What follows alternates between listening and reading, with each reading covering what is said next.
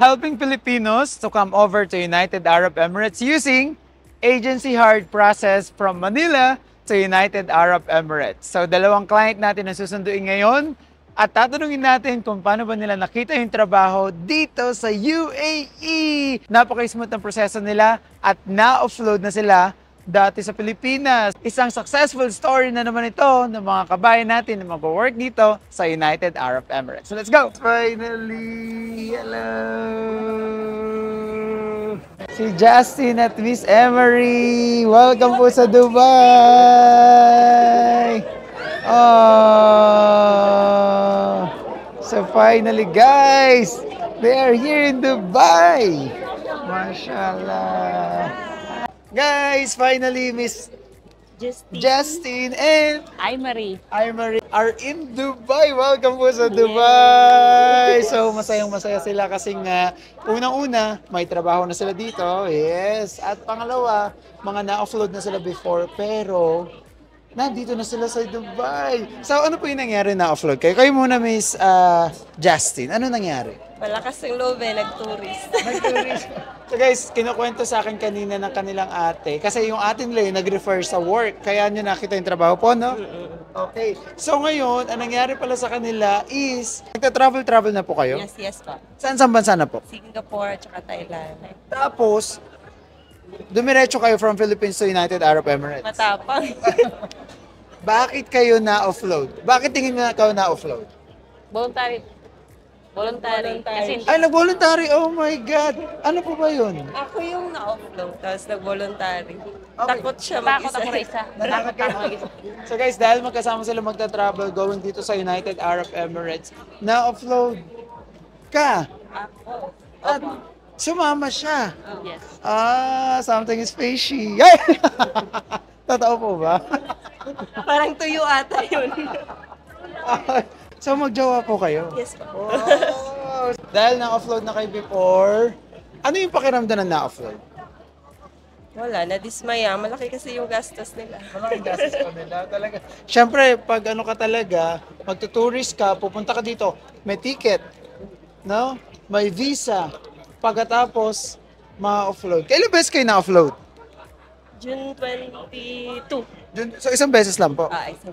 Isang beses lang. Okay, so ngayon naman po sa process natin, kamusta naman po yung process natin ngayon? Okay. Smooth lang. Smooth lang. Isang Smooth tanong lang po. Ano ang, Chill lang. ano ang tanong sa inyo ngayon? Sa akin, ang tanong, anong gagawin mo doon? Ano ang sabi niyo? Magtatrabaho, yun lang. Tapos tatak agad. Okay. Sa inyo po may question po ba ngayon? Sa akin wala lang. Yung ano lang, pinaperma ako. Pinapirma.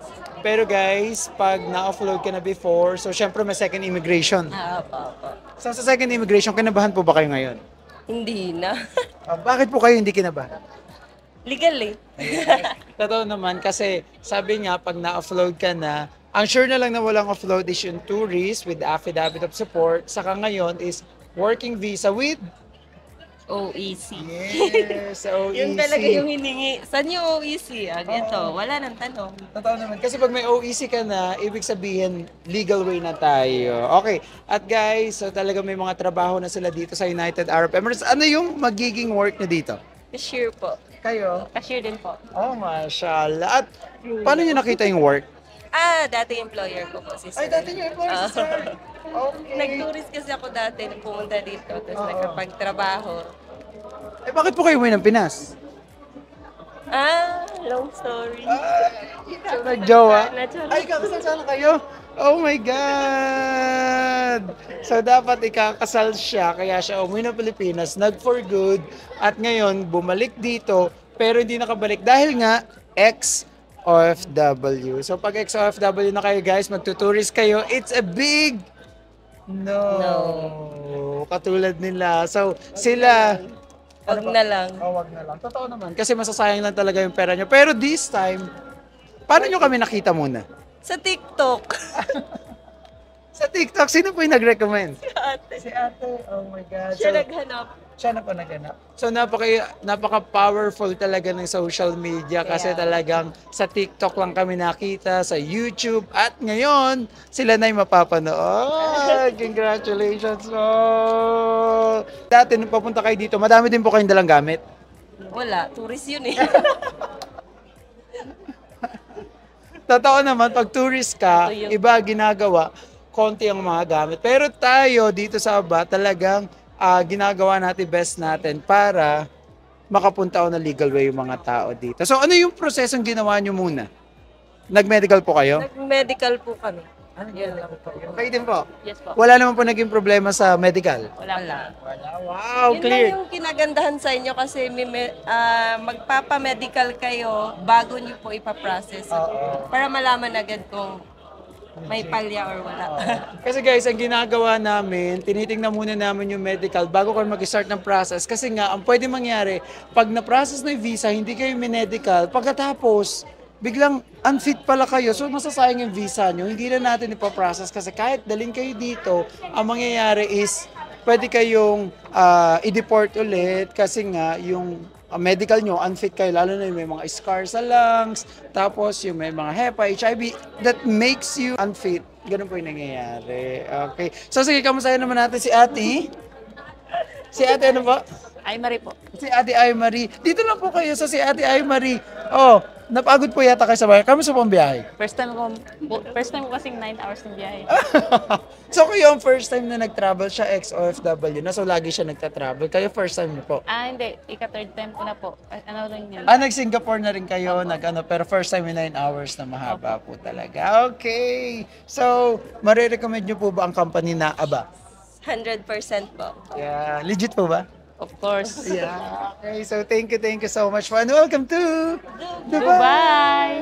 Sige po, thank you po sa tiwala at nagpo-process kayo. Kasi guys, alam nyo, yung kanilang kapatid kasi yung nagbayad ng processing fee at medyo, syempre pag may involved na pera, kasi meron silang mga placement fee. So medyo natatakot na parang, okay, bakit kami magbabayad ganito? Kaya we make sure na ma-approve muna yung mga documents bago po kami magpabayad, no?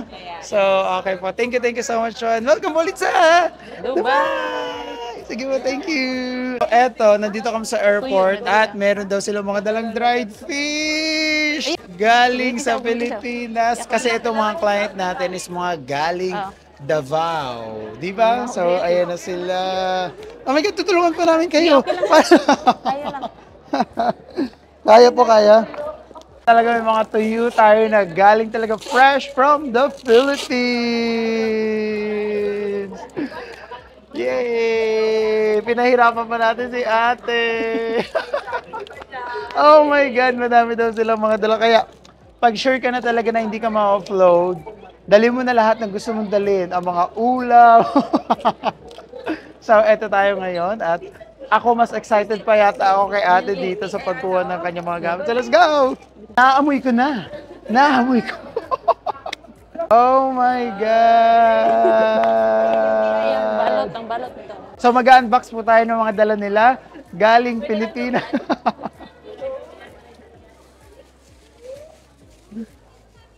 Talagang dito po namin sa airport at hindi na po namin pinalagpas na makauwi sila. Dahil malayo-layo pa po. Ajman pa po ang uuwian nila. So ayan. Nahirapan na si ate. Di ba? Philippines. Thank you so much po. Kami na po ang bahala dyan. So thank you so much po dito sa dried fish. Mga nasa 2 kilo. Thank you po ulit. Bye-bye. Finally, nakarating na yung dalawa nating client na nagmula sa Pilipinas. At kitang-kita sa mukha nila na sobrang naging masaya sila. Especially mag-partner pa pala sila. Dating employer ng client natin. Yung company na papasukan niya, pati si isa na partner niya. So, nakakatawa yun. At hindi lang yan. Ang pinaka nakakatawa is meron tayong mga dried fish at meron tayong mga mango, something, and macarons from the Philippines. So, thank you so much po sa inyo. Food Garden. So, sana mag-hire pa kayo na marami sa Pilipinas. At kontakin nyo lang kami. So, ipaprocess natin yan on a legal way using agency hired process. So, kung kayo guys, meron kayong mga companies na gusto mag-hire sa inyo sa Pilipinas, nakakita kayo ng employer dito, hindi alam kung paano ang gagawin, contact us and we're going to help you. Bye!